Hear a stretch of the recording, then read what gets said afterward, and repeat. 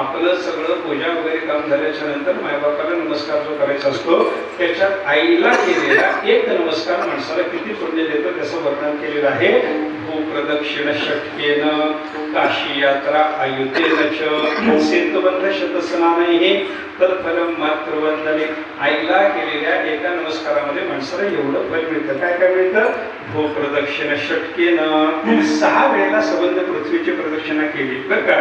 त्याच्यानंतर काशी यात्रा अयुतेन अयुत म्हणजे 10,000 वेळेला काशी यात्रा केली. म्हणजे घरापासून पायी चालत काशीला जायचं, परत यायचं, मावंद करायचं, पुन्हा चालत जायचं, अशा 10,000 यात्रा.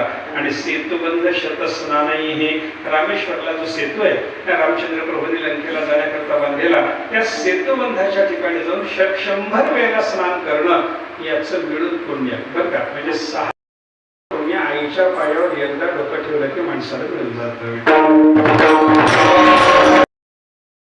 कोटी तीर्थाला जातो पण परमात्मा पंढरीनाथाच्या चरणाचं दर्शन घेत नाही.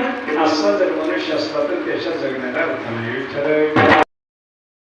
चिंतन संतांनी सांगितलं पण इतर तीर्थक्षेत्राचा महिमा नाकारलेला नाही बरं का. मरणमुक्ती वाराणसी पितृऋण गयानाशी ते महत्व सांगितलं. पण पंढरीचं वेगळं काय?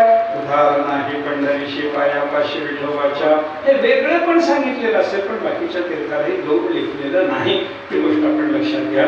चंद्रभागेचा जसा महिमा आहे तसं पंढरीच्या दर्शनाने काय मिळतं? अवधीचं पापे गेली निरंतरी वैकुंठ पंढरी देखील या.